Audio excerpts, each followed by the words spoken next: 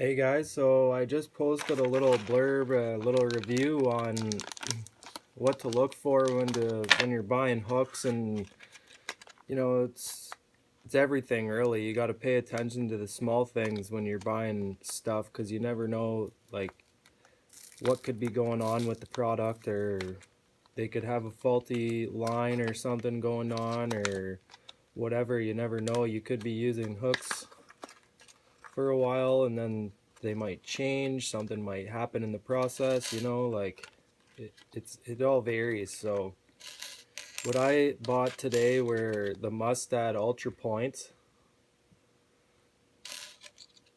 Mustad Beak, and I'm not sure if you can see on the video or not, but where they pinch the loop around on the shaft of the hook, it's all sanded down or sandblasted down or something before they put the final finish on. So what I'm going to be doing here is tying some leaders for pike fishing. I also use them for catfishing as well, for float fishing actually. So what I've got here are some swivels by String Ease, dual rotating ball bearing, come in this little package here. They're just like a upsized scale of a normal trout fishing swivel. Little heavier duty. So what I do is get this 30-pound or 40-pound or 50-pound or however many pound test you want to use. I find 30 pounds good. Yeah, I find if the pike that I'm fishing are hitting harder and whatever, I'll upsize just because there's more abrasion with the teeth and whatnot after a bunch of fish are caught. You'll have to retie. So I find the heavier line, you get a little bit more fish out of that.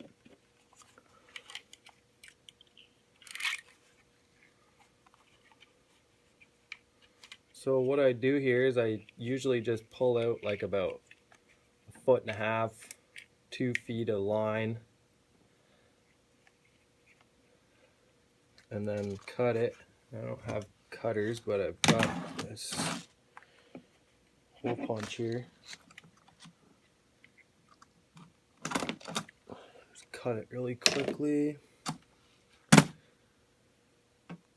And for the Snell Knot, what I do is you take your hook like this, up, facing up. You stick your leader line down through the hole. Take that end and you stick it back through the hole. And you get a tag end up here about 2 inches or so, 2.5 inches, and you want your loop down here to be as straight as possible with your hook, so there's no twists or anything in the loop. You want it to be just about as big as that hook, as long as that hook, because you need that loop to come back up over after. So what you do is you just pinch it all together with your fingers right here. Hold that loop tight, and you take that tag end and you pull it down and you wrap it around the shank of the hook once, twice, 3 times, and 4 times. You kind of pinch it back in these fingers here, hold it back, and pull that tag end up and put it through the bottom of that loop that you've made. And what you want to do after that's done is you pull that loop up over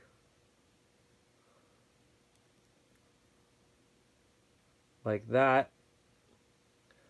And then what you want to do is, just because this right here, you don't want it to come back over the eyelet on the hook. So you're gonna want to try and pinch that with your fingers as much as you can, and just kind of keep snugging the line up with your back fingers.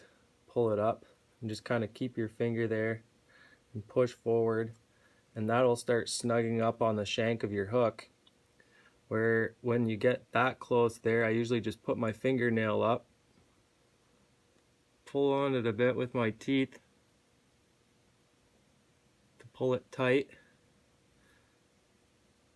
and then I'll pull that main leader line up while I keep my finger in the hook with the barb on top of my fingernail so that I don't get any injuries from the hook. And you can pull on that as tight as you want. Just kind of keep snugging it back and forth a little bit. Pull on the tag end so it's not all crunched up. And there's your Snell knot. So your tag line should be pointing down towards your hook like that after you're done. And you'll have a nice little loop around there. So that line is coming up through the eyelet on that hook, and the way that it's bent, when you pull on that, it creates pressure to turn the hook inwards. I don't know if you can see it or not, but try and get this tag end off here.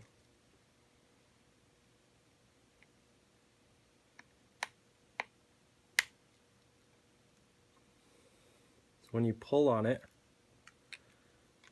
it pulls that hook forward, and that's essentially what the Snell knot's for. So it creates pressure pushing down on the hook this way to keep the hook in the fish's mouth. So I've got the rest of my leader line here.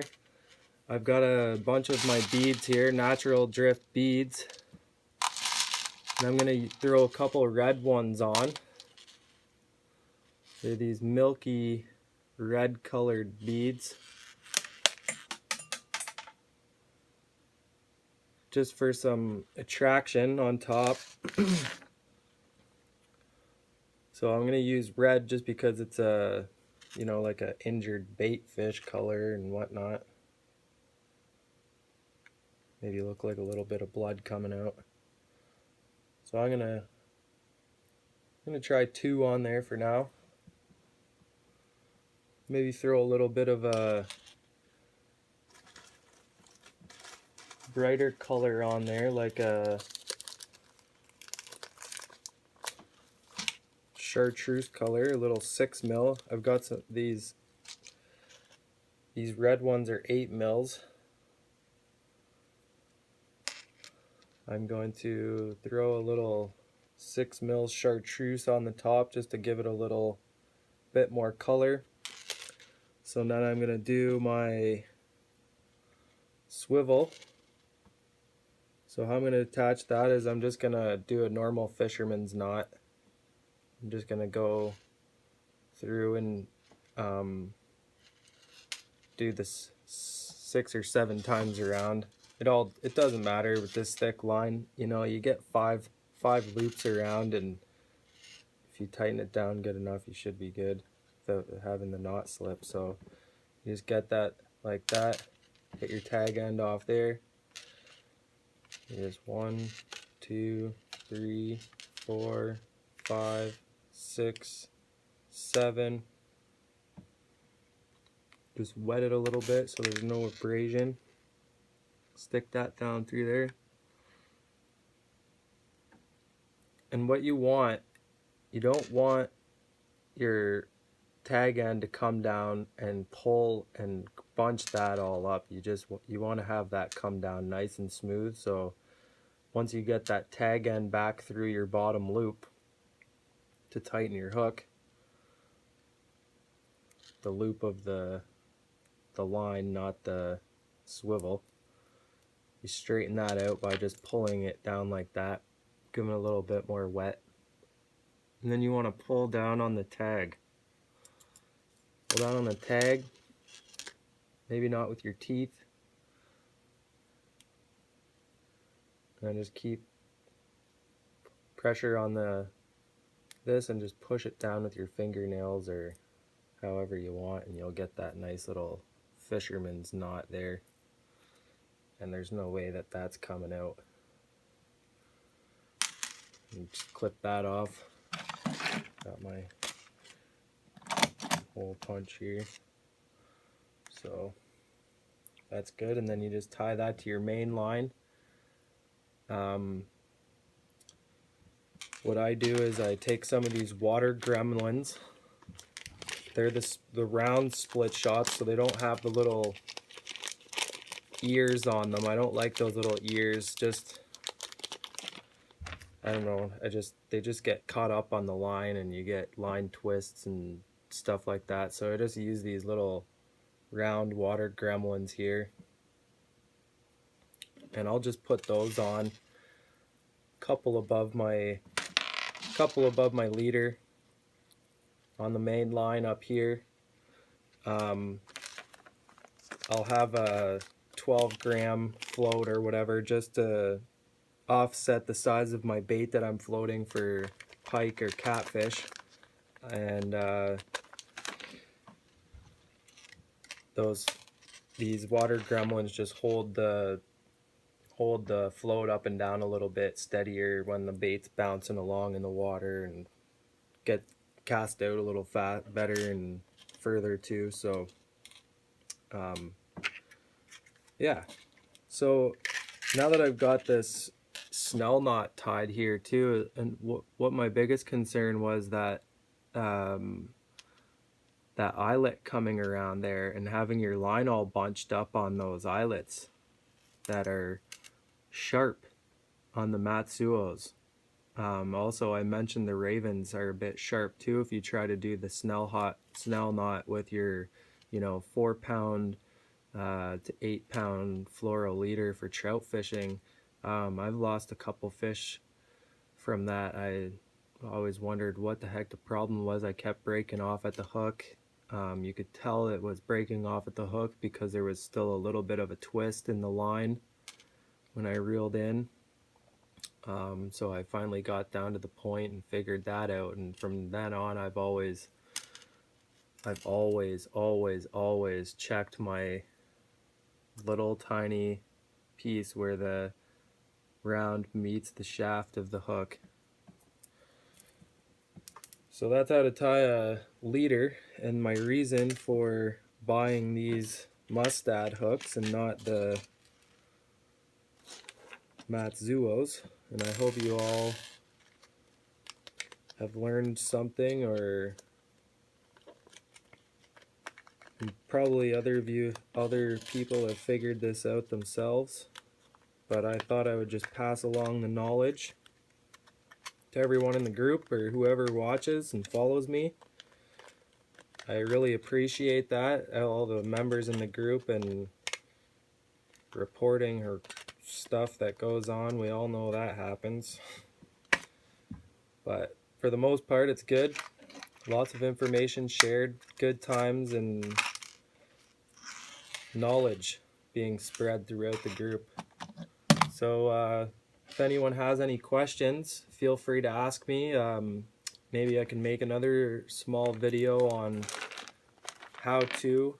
I just like people to remember that, this is my technique, this is how I do it, this is, I've gone through multiple ones. I found that this works best for me. Other people might find something else works best for them. So, I'm not saying that this is the rig or not, or hooks to use. I'm just saying that this works best for me, and in my opinion, I would recommend getting this stuff to use. So, hope you all have a good day, and see you on the river someday probably.